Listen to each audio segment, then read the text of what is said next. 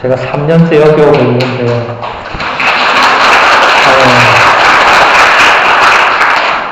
저는 이튼타운 성당 장재명 신부입니다.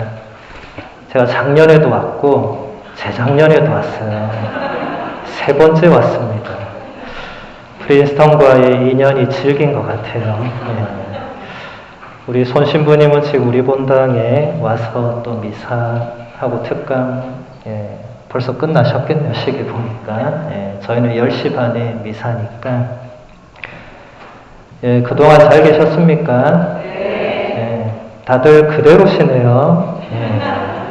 저는 좀 변한 거 없어요? 좀 변했죠? 뭐가 변한 것 같습니까? 헤어스타일 변했어요? 그거는 금방 밖에 걷고 와가지고 바람이 불어가지고 이렇게 살이 좀 빠졌죠? 한 40파운드 뺐습니다, 제가 술을 끊고 회개를 하고 열심히 기도하고 공부했더니 살이 쑥쑥 빠져가지고 지금 신학생 때 몸매로 가고 있는 중입니다. 아직 신학생 때 몸매는 못 갔고 목표는 신학생 때 몸매로 가는 건데 쉽지 않아요, 이게. 그때는 뭐 한창 때니까. 아무튼 여러분들도 회개하면 살 빠질 거예요. 다이어트가 중요한 게 아니라 회개가 중요합니다. 제가 오늘은 안토니오 사지라는 신부님 혹시 들어보셨어요? 못 들어보셨죠? 그래서 그 인도 신부님이에요. 인도 신부님이신데 그분이 전 세계에 피정지도 같은 거 하러 다니는 아주 유명한 분이에요. 그분이 그런 피정 강의를 모아서 책을 냈는데 그게 치유의 순간이라는 책입니다. 한글로도 있고 영어로도 있어요. 영어도 아마 Moment of Healing 이렇게 되어 있을 거예요. 누가 찾아서 알려주더라고요. 그 책을 보시면 되는데 그 책에 몇 부분을 우리 같이 오늘 보면서 이 사순 특강을 하도록 하겠습니다. 내적 치유라는 말을 들어보셨을 것입니다. 가장 강력하고 역동적인 믿음은 내적 치유에서 드러납니다. 내적 상처는 믿음의 여정에 방해가 됩니다. 내적 상처 가운데 하나는 용서하지 못하는 것입니다. 우리 안에 용서하고자 하는 마음이 생기기 시작하면 내적 치유도 일어납니다. 피정에서 우리는 하느님께 찬미를 드리면서도 용서하는 것은 생각지도 않습니다. 이것은 상처의 겉은 치유하면서 속은 돌보지 않는 것입니다. 예수님께서는 단순히 상처의 징후만이 아니라 문제의 뿌리까지 다루셨습니다. 내적 치유라는 말은 아마 다 들어보셨을 거예요. 쉽게 말해서 내면이 치유되는 거죠. 내면의 치유가 어디서부터 시작이 되는가? 그것은 바로 용서하는 데서 시작이 된다. 이제 용서를 하면 치유가 된다 이 소리죠. 근데 용서가 잘 안 되니까 치유도 안 되는 거겠죠. 아마 여기 계신 모든 분들이 용서가 잘 안 될 거예요. 제가 어디를 가서 물어봐도 용서 잘 된다는 사람을 저는 찾아본 적이 없어요. 누군가 원수 같은 사람이 있는 거죠. 용서가 된다고 말한 사람이 딱 한 번 있었는데 그거 어떻게 가능하냐 물어보니까 원수들이 다 죽었다는 거예요. 더 이상 이제 용서할 대상이 없어진 거예요. 그런 경우는 극히 이제 이제 곧 그분도 가야 될 때가 된 거죠, 이제. 예, 그런 경우를 제외하고는 이 용서가 쉽지 않다. 그래서 이걸 어떻게 우리가 해야 되는 건가? 계속 보도록 할게요. 우리에게는 아는 것보다 이해하지 못하는 것이 더 많습니다. 왜 가족 중에 아픈 사람이 있는 것일까요? 가족 중에는 신의가 없는 사람도 있고 마약을 하는 사람도 있습니다. 가족끼리 미워하고 싸우는 것은 또 왜 그럴까요? 우리는 많은 것을 이해하지 못합니다. 하느님의 어머니께서는 그러한 것들을 당신의 마음속에 깊이 간직하셨습니다. 성모님은 우리에게 큰 가르침을 주십니다. 이해하기 어려운 것들을 머리로 이해하려고 하지 말고 마음속에 간직하십시오. 이 말은 모든 것이 하느님 아버지의 계획에 따라서 이루어지도록 봉헌한다는 의미입니다. 때로는 그것이 우리가 알 수 없는 저주이거나 미움이거나 적대감일 수 있습니다. 그것이 무엇이든지 간에 머릿속이 아니라 마음속에 간직하십시오. 예, 안토니오 신부님은 성모님의 모습에서 일단 우리가 배울 게 있다. 이제 용서라는 이 엄청난 일을 우리가 해야 되는데 그 출발점으로 이제 모델을 찾는 거죠. 일단 성모님이 어떻게 하셨는가? 여러분 성가정이라고 해서 성가정은 성모님과 요셉 성인과 예수님이 이루신 그 가정을 말하죠. 성가정이라고 해서 단 한 번도 싸움이 없거나 불화가 없거나 그냥 맨날 평온하거나 그건 아니에요. 그건 있을 수 없는 일이죠. 똑같은 가정이었습니다. 거기서 성가정이 유지되기 위해서 누가 먼저 어떻게 했느냐를 보니까 성모님께서 인간적으로는 이해 안 되는 일들을 마음속에 간직하시면서 그게 넘어가고 평화가 유지되고 했구나. 이것을 안토니오 신부님이 얘기를 하는 거죠. 우리도 여러분 가정 안에서 자녀가 이해 안 될 때가 엄청 많죠. 어떻게 저 내 뱃속에서 나온 애가 저럴 수 있을까 하고 기겁할 때 많죠. 여러분 뱃속에 나온 애가 맞잖아요, 근데. 그거 어떡하겠어요? 죽이겠어요? 살리겠어요? 성모님도 예수님이 분명히 당신 뱃속에서 나온 애인데 세월이 흐를수록 이게 보니까 저 애가 내 애가 아닌 것 같고, 예. 도통 대화가 안 되는 것 같고, 결국 어느 날 집도 나가버렸잖아요. 예. 성모님이 어떻게 했습니까? 하느님께 뭐하러 저런 자식을 나한테 줬냐고 했습니까? 안 했죠. 어떻게 했습니까?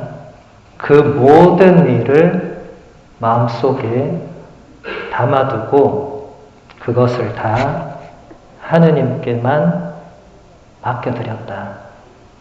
하느님 당신이 주신 아들이니까 당신 뜻대로 하소서 하고 기도하셨겠죠.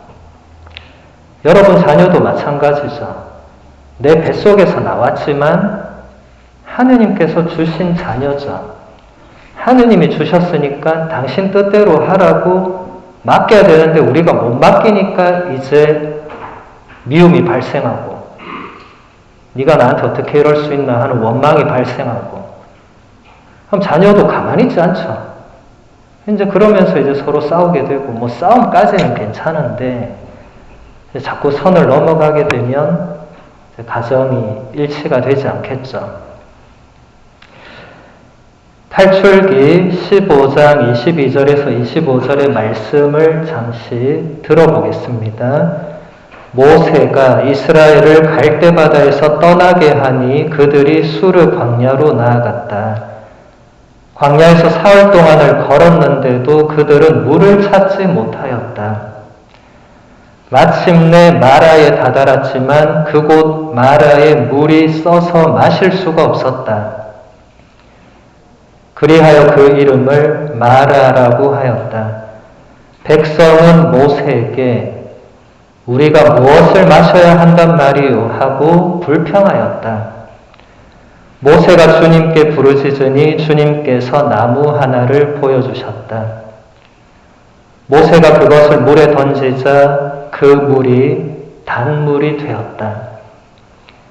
그곳에서 주님께서는 백성을 위한 규정과 법규를 세우시고 그곳에서 주님께서는 백성을 시험하셨다. 안토니오 신부님은 이 구절을 다음과 같이 해설합니다. 하느님께서는 쓴물을 단물로 바꾸어 주십니다. 이 이야기의 뜻이 무엇일까요? 우리의 마음에 모세의 나뭇가지를 담그면 과거의 아픈 기억들이 아름다운 기억으로 바뀝니다. 우리의 마음에 하느님의 사랑이 들어오면 우리의 나쁜 기억들이 아름다운 일로 바뀐다는 의미가 됩니다. 우리에게는 이 나뭇가지가 필요합니다. 나뭇가지는 하느님께 대한 믿음이고 성사의 은총입니다. 우리가 과거의 부정적인 사건을 경험했다 하더라도 하느님께서는 그것을 아름다운 경험으로 바꾸어 주실 수 있습니다. 고통스러웠던 사건이 의미 있는 사건으로 바뀌게 됩니다. 쓴물이 단물로 바뀌는 것입니다. 자, 여러분, 탈출기 사건에서 일어난 일은 지금으로부터 몇천 년 전에 일어난 일입니다. 그러면 옛날에 일어난 일이 지금 안 일어나느냐? 여러분, 하느님께는 과거가 있습니까? 없습니까? 하느님께는 과거가 없죠. 왜 없죠? 하느님은 시간 안에 계신 분이 아니기 때문에 그렇습니다. 과거, 현재, 미래는 시간이라는 그 틀 안에 있는 사람에게만 해당이 됩니다.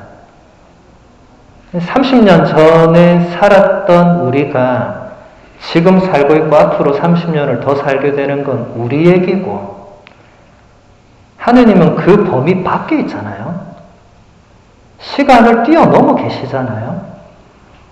그분에게는 과거와 미래라는 건 없죠. 그분은 그냥 지금 여기 이 순간만 계실 뿐이죠. 영원히. 그래서 여러분 이걸 잘 이해하셔야 돼요.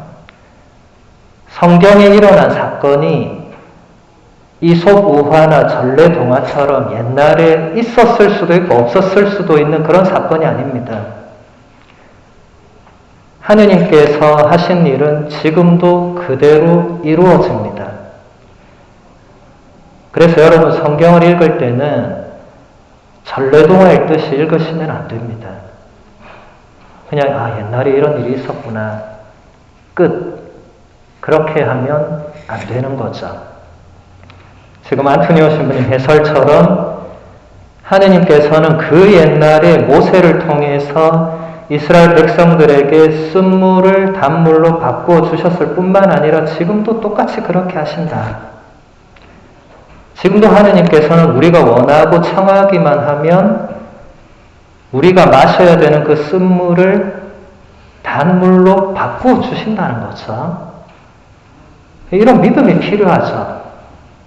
그리고 아까 안토니오 신부님이 그 나뭇가지가 뭐라고 했죠? 성사의 은총. 그러니까 이 두 가지가 우리가 용서하기 위해서 꼭 필요한 그 나뭇가지가 된다. 부정적인 경험들을 누구나 다 가지고 있습니다. 우리가 해온 경험들은 여러 가지 성격을 띠고 있죠. 좋은 경험도 물론 많이 했겠지만 좋지 않은 경험, 부정적인 나쁜 경험 다 가지고 있습니다. 나만 가지고 있으면 나만 불행한 사람인데 다 가지고 있기 때문에 이것은 나만의 불행이 아닌 거예요. 다 똑같습니다. 여러분 누군가를 볼 때 그 사람 참 행복해 보일 수 있어요. 저 사람은 참 좋겠다. 돈도 많고 건강하고 애들 다 좋은 직장 다니고 너무 좋겠다.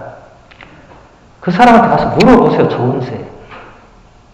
그 사람 그렇게 생각 안 합니다. 그 사람한테 물어보면 끝도 없는 불행의 역사가 또 나옵니다. 겉으로 보기에는 좋아 보일 수 있죠. 겉으로 보이는 게 다가 아니죠. 그렇다면 우리의 이 좋지 않은 경험들을 어떻게 바꾸나? 이미 경험했는데 그 자체는 안 바뀌겠죠. 근데 이게 어떻게 바뀌는가? 이제 내가 그것을 어떻게 바라보느냐에 따라서 변할 수 있겠죠. 내가 경험할 때는 물론 좋지 않았겠죠. 그런데 세월이 조금 흐르고 나서 내가 그때 그 사건을 다른 시각으로 바라볼 수 있습니다. 그리고 다르게 해석할 수 있고 다르게 받아들일 수 있습니다. 여러분이 이 작업을 해나가지 않으면 죽을 때까지 불평, 불만, 원망, 분노, 저주 이런 좋지 않은 것만 잔뜩 가지고 하느님 앞에 가겠죠. 물론 하느님 앞에 가면 다 풀어지겠죠. 근데 그 전에 풀어지면 더 좋겠죠. 굳이 그걸 꼭 하느님 앞에까지 꼭 들고 가야 됩니까? 그거를 다? 왜 꼭 그렇게 해야 돼요? 그렇게 정해지진 않았죠. 여러분 사람이 이제 죽을 때 보면 여러분 다 누가 죽는 걸 봤잖아요. 가장 최근에 우리는 베네딕토 교황님이 돌아가시는 걸 봤잖아요. 얼마 안 됐죠. 작년 마지막 날 돌아가셨잖아요. 프란시스코 교황님이 장례미 사시고 우리 다 봤습니다. 베네딕토 교황님이 마지막 가실 때 불평하고 원망하고 내가 교황직을 끝까지 하지 못한 것에 대해서 하느님께 뭔가 불만을 가지고 또 후임 교황님이 마음에 안 든다고 불만을 가지고 그러다가 돌아가셨습니까? 전혀 그러지 않았죠. 그냥 감사하다고. 그리고 내가 혹시 생전에 그분이 오래 사셨잖아요. 95년 사셨으니까. 내가 살아있을 때 혹시 내가 상처를 준 모든 분들이 있다면 용서를 청한다고 하면서 가셨잖아요. 제가 또 이런 얘기하면 또 어떤 사람들은 교황님이니까 그럴 수 있는 거 아니에요? 또 이렇게 얘기를 해요. 네. 여러분 베네딕토 교황님이 태어나면서부터 교황으로 태어났습니까? 무슨 슈퍼맨으로 태어났어요? 똑같은 인간으로 태어났습니다. 똑같은 인간으로 태어나서 이제 교황님이 되신 건데 그런 직무가 사람을 그렇게 변화시키거나 이런 건 아니에요. 그 직무에 따르는 은총이 물론 있지만 그렇다고 해서 사람의 성향이나 태도나 근본 자세를 한순간에 바꾸거나 그러지 않습니다. 저도 신부가 되었지만 사제소품 받고 나서 저의 성향이나 근본 인품이 안 바뀝니다. 사람이 쉽게 바뀌지 않습니다. 자기 노력이 필요한 거죠. 그래서 우리가 이 좋지 않은 감정들과 경험들을 계속 가지고 가는 것은 일단 근본적으로 내 의지의 문제입니다. 내가 그것을 계속 가지고 가느냐, 이제 어느 날 어느 순간에 다 놓아버리느냐는 결국 내 뜻입니다. 나한테 상처를 주고 고통을 주고 했던 사람들이나 사건들이 있는데 우리는 시간 안에 사니까 지나갔잖아요. 과거로 가 있잖아요. 과거로 가 있는데 이제 그들은 나를 어떻게 할 수가 없어요. 이제 내가 그것을 어떻게 하느냐가 이제 문제가 되는 거죠. 그러니까 안토니오 신부님도 내가 그것을 어떻게 하느냐에 지금 집중을 하려고 하는 것입니다.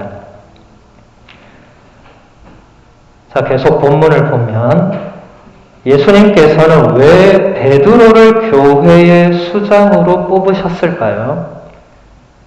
베드로가 순수하고 자유로운 영혼의 소유자였기 때문이 아닐까요? 베드로는 위선적이지 않았고 자기 본래의 모습대로 예수님을 대했습니다. 예수님께서는 금이 가고 구멍이 난 베드로의 모습을 사랑하셨습니다. 하느님의 사랑과 자비는 바로 이러한 금과 구멍을 통해서 베드로의 삶으로 흘러 들어왔습니다. 예수님은 말씀하셨습니다. 나와 함께 너는 무엇이든지 할 수 있다.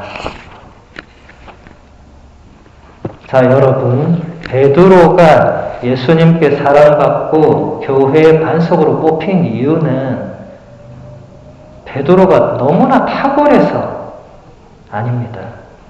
탁월했으면 바오로가 반석이 돼야 되겠죠. 그 시대 가장 천재였으니까. 아니에요. 바오로는 반석의 자리에 뽑히지 않았습니다. 그가 할 일은 따로 있었어요. 뭐 때문에 뽑았나? 여러분, 복음서에서 베드로 나오는 부분마다 읽어보세요. 인간적으로 뛰어난 게 도대체 뭐가 있나? 단 하나도 없었습니다. 단 하나도 없다 못해서 어째 저런 애를 뽑았나? 이런 생각이 들 정도예요. 그리고 뽑은 정도가 아니라 어떻게 저런 사람이 교회의 반석이 되나? 인간적으로 보면 충분히 그럴 수 있는데 지금 안토니오 신부님은 뭐라고 하시죠? 예수님께서는 금이 가고 구멍이 난 베드로의 모습을 사랑하셨다. 지금 우리도 마찬가지입니다. 예수님께서는 금이 가고 구멍이 나고 상처가 많고 가시가 많은 우리들을 사랑하시는 겁니다. 우리가 기도를 열심히 하고 선행을 열심히 하고 보석을 열심히 하고 물론 이런 것도 좋은 모습이지만 우리가 그렇게 한다고 해서 하느님이 우리를 사랑하시고 우리가 그렇게 안 할 때 하느님이 우리를 좀 멀리하시고 불행을 허락하시고 고통 속에 내버려 두시고 아니에요. 그런 생각을 하고 계시는 분들은 오늘부터 바꿔야 됩니다. 하느님은 있는 그대로의 우리를 사랑하시지 우리가 뭘 더 열심히 한다고 해서 물론 더 열심히 하는 건 우리에게 좋은 거고 하느님이 우리를 보시는 것은 그것에 크게 영향을 받지 않습니다. 여러분 여기 계신 여러분들 거의 다 부모님이니까 자녀를 보는 여러분 눈길을 한번 생각해 보세요. 자녀가 물론 공부를 열심히 잘하고 뭐 말 잘 듣고 하면 뭐 더 이쁘 보이겠지만 안 그런다고 해서 그럼 안 이쁜 자녀입니까? 안 그런 자녀는 바로 갖다 버려야 되는 거예요. 넌 내 자식 아니니까 집 나가라 해야 되는 거예요. 뭐 그렇게 말은 할 수 있지만 그게 정말 여러분의 속마음은 아니겠죠. 그게 진짜 속마음이면 그 계모지 그 침모라고 할 수 있겠어요? 자녀한테. 하느님도 똑같은 겁니다. 그래서 여러분 고해성사를 두려워할 필요가 없고 성전에 오는 것을 두려워할 필요가 없습니다. 내가 부족하다는 것을 느낄 때 그럴 때 하느님의 은총과 자비가 더 절실하게 요청되는 거죠. 그래서 더 하느님을 찾을 수 있는 그런 좋은 계기가 될 수 있죠. 근데 여러분 스스로 나는 이렇게 부족하고 못났으니까 하느님의 사랑을 받을 자격이 없다라고 단정해버리면 안 된다. 왜냐하면 여러분이 하느님이 아닌데, 하느님의 시선과 마음을 잘 모르는데, 내가 이러이러한 죄를 지었고 내가 맨날 요래 사니까 나는 안 될 거다. 그건 여러분 생각이잖아요. 하느님께 안 물어봤잖아요. 그러니까 나 스스로 나를 단정하고 단죄해서는 안 되고, 나 스스로 너를 단죄하고 단정해서도 안 되고, 나 스스로 그를 혹은 그녀를 단정하고 단죄해서도 안 되겠죠. 왜냐하면 하느님이 그 사람을 혹은 너를 어떻게 보실지 모르는데 내가 단정해버릴 자격이 없는 거죠. 계속 본문을 보면 사도행전을 봅시다. 예수님은 바오로를 이방인들에게 보내시고 베드로는 이스라엘 사람들에게 보내셨습니다. 베드로는 유다인들의 최고 의회인 산헤드린에서 용감하게 예수님을 증언했습니다. 베드로의 말을 들은 최고 의회 의원들은 베드로를 쫓아냈습니다. 베드로의 사명은 실패로 시작되었습니다. 무식한 어부였던 베드로가 유식한 사람들에게 설교를 했으니 어찌 보면 당연한 일인지도 모릅니다. 하느님께서는 바오로를 이방인들에게 보내십니다. 그들은 율법이 뭔지 예수님이나 하느님에 대해서 아는 것이 전혀 없는 사람들입니다. 만약 예수님께서 바오로를 산헤드린에 보냈더라면 상황은 많이 달라졌을지도 모르겠습니다. 우리가 예수님이라면 베드로를 최고의회에 보내겠습니까? 아마도 그렇지 않을 것입니다. 그런데 예수님은 바오로가 아니라 베드로를 산헤드린으로 보내셨습니다. 그 이유가 무엇일까요? 만약에 바오로가 산헤드린으로 갔다면 성령의 힘으로 설교하고 사람들을 개종시켰을 것입니다. 바오로는 논리적이고 수준 있는 지식으로 사람들을 개종시킬 수 있다고 생각하고 자만했을지도 모릅니다. 그러면 하느님을 잊어버리게 되었을 것입니다. 그리고 만약에 하느님께서 베드로를 이방인들에게 보내셨다면 베드로는 불쌍한 사람들 가운데에서 자신감을 드러냈을 것입니다.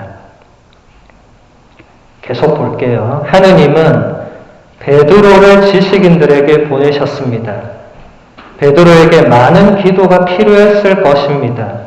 하느님, 저의 첫 번째 설교는 실패할지도 모릅니다. 제발 저를 도와주십시오.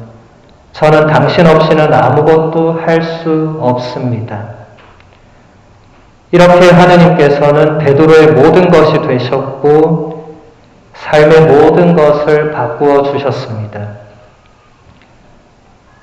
그렇다면 왜 하느님께서는 바오로를 이방인들에게 보내셨을까요? 예수님은 바오로의 지적인 자부심을 진실한 믿음으로 바꾸어 주셨습니다. 바오로가 이방인들에게 갔을 때 바오로의 지식은 아무런 쓸모가 없었습니다. 그들이 아무것도 몰랐기 때문입니다. 바오로는 어린아이의 수준에서 가르쳐야만 했습니다. 지성인으로서의 그 자부심을 내려놓아야만 했습니다. 나는 죄인입니다. 큰 죄인입니다. 나는 당신들 가운데에서 첫째가는 가장 큰 죄인입니다. 유다인들은 이방인을 큰 죄인이라고 여겼지만 이방인들 사이에서 바오로는 자기 자신이야말로 큰 죄인이라는 것을 깨달았습니다. 하느님의 이 놀라운 일이 보이십니까? 베드로는 무식한 어부였습니다. 학교를 다닌 적도 없고 책을 읽은 적도 없고 글자도 몰랐던 사람입니다. 그런 사람을 종교 지도자들 중에 최고급이 모인, 지금으로 치면 주교님들이 모여있는 주교회의에 어부를 보냈어요. 가서 어부가 막 얘기합니다. 그 받아들이겠어요? 이 어디서 무식한 애가 와서 무슨 헛소리를 하고 있네. 완전 실패합니다. 그러니까 베드로가 어떻게 했겠어요? 자기 힘으로는 이게 도저히 안 되니 하느님 당신이 다 해주세요 하고 기도하고 매달리고 하면서 서서히 베드로가 어떤 인물이 되어갑니까? 그냥 무식한 어부에서 하느님 당신은 나의 모든 것입니다 라고 고백하는 사람으로 변화되어 간 거죠. 더 놀라운 건 바오로입니다. 바오로. 그 시대 최고의 천재였던 바오로가 그 최고의회에 갔었어야죠. 우리가 볼 때 너무 당연한 인사 아닙니까 이게? 적재적소에 딱딱딱 배치해서 딱딱 일이 이루어져야죠. 근데 하느님은 바오로를 아무것도 모르는 이방인들에게 보냈습니다. 바오로가 가서 말해보니까 이 사람들은 아무것도 모르거든요. 그러니까 자기가 그동안 바오로는 독실한 바리사이였거든요. 바리사이 중에도 최고로 똑똑하고 공부에 열심히 했던 지적으로 최고의 지성을 지닌 사람이었는데 전혀 지성적이지 않은 사람들에게 복음과 예수 그리스도를 전하려고 하니까 아무것도 안 됩니다. 아무것도. 그래서 여러분 바오로의 편지들을 읽다 보면 중간중간에 바오로의 고백들이 나와요. 감동적인 고백들이. 안 되니까. 안 되니까 바오로는 자신을 돌아보게 된 겁니다. 이게 아니구나. 내가 그동안 해왔던 것으로 하려고 했는데 안 되는 거예요.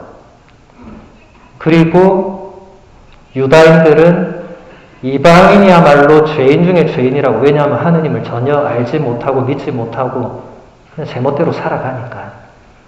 저 죄인들이라고 손가락질 했는데 바리사이 중에 바리사이였던 바오로가 이방인들을 만나서 그들에게 뭔가 복음을 전하려고 하다 보니까 내가 죄인 중에 죄인이었구나라는 것을 깨닫게 된 거죠. 만약 바오로가 최고의회에 갔으면 이렇게 안 됐겠죠. 너무 잘 됐을 겁니다. 최고의회 의원들을 100% 설득시키고 최고의회부터 완전히 싹 바뀌어가지고 완전 예수와 복음을 전하는 일이 승승장구했겠죠. 바오로는 정말 잘 나갔을 겁니다. 그런데 하느님은 바오로가 그런 길을 가게 하지 않았습니다. 바오로는 이방인들에게 복음을 전하다가 너무 많은 고생을 합니다. 여러분 바오로서를 읽다 보면 바오로가 자신의 고생에 대해서 한번 얘기하잖아요. 사람들한테 돌에 맞아서 죽다 살아났습니다.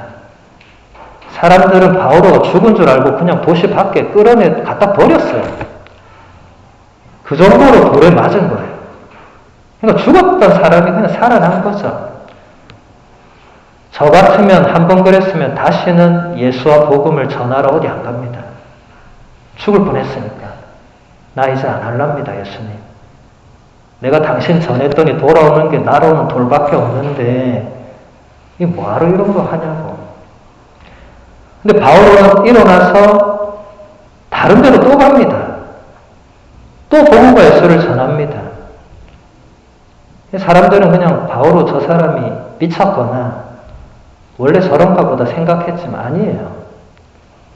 바오로는 자신이 예수와 복음을 전하는 데 있어서 그전까지 뭐가 문제였고 어떻게 해야 되는 게 정말 예수를 따르는 길인가를 깨달은 거죠. 베드로도 마찬가지고. 이렇게 교회의 두 기둥이 하나는 완전히 무식한 어부였고 하나는 최고의 지성이었지만 하나님께서는 이 두 사람을 교회 두 기둥으로 만드시기 위해서 완전히 인간적으로 볼 때는 말도 안 되는 반대의 길로 그렇게 하신 겁니다.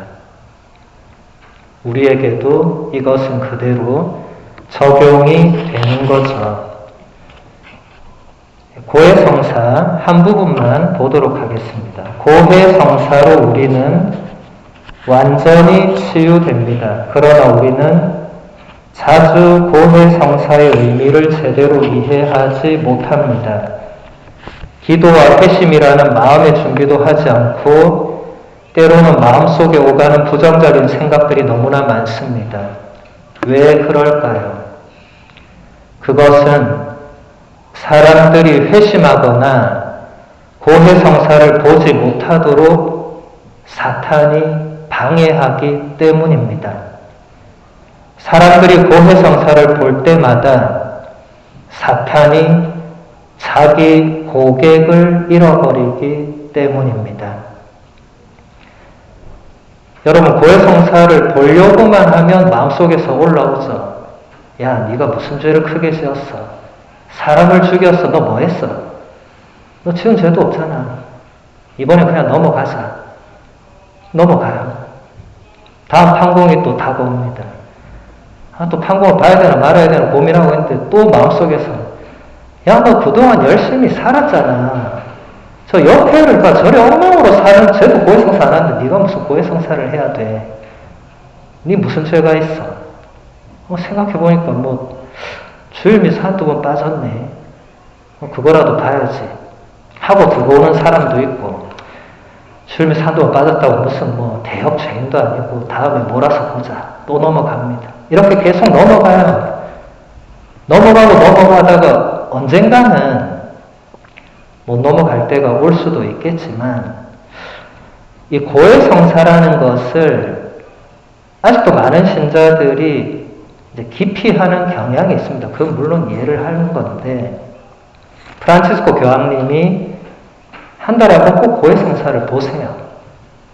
어쩔 때는 일부러 대중들 앞에서 그 모습을 공개하기도 합니다. 물론 멀리서 카메라가 비추죠. 아마 그런 장면 보셨을 건데, 그 쇼하는 거예요, 교황님이. 일부러. 아닙니다. 제가 아는 프란치스코 교황님은 베드로처럼 순수한 분입니다. 적어도 남들 앞에서 뭔가 꾸미거나 쇼하거나 이런 분은 아니에요. 그분은 그냥 있는 그대로 그 모습을 보여주는 거예요. 그리고 그분은 바오로 사도의 이 말을 자주 본인에게 적용해서 제가 큰 죄인입니다. 이렇게 얘기해요, 사람들한테. 사람들이 또, 교황님이 죄를 지어가지고 얼마나 짓는다고. 이러고 넘어가지만, 교황님이 그냥 하는 말입니까, 그게? 아닙니다. 본인은 본인 스스로를 큰 죄인이라고 생각하시는 거죠. 그래서 여러분들이 고해성사를 피하는 것만이 능사는 아니다. 왜냐하면 피한다고 해서 여러분 죄가 싹 사라지거나 여러분 마음속에 있는 뭔가 그 풀리지 않는 것들이 하루 만에 없어지거나 안 그러죠. 계속 마음속에 뭐가 있죠.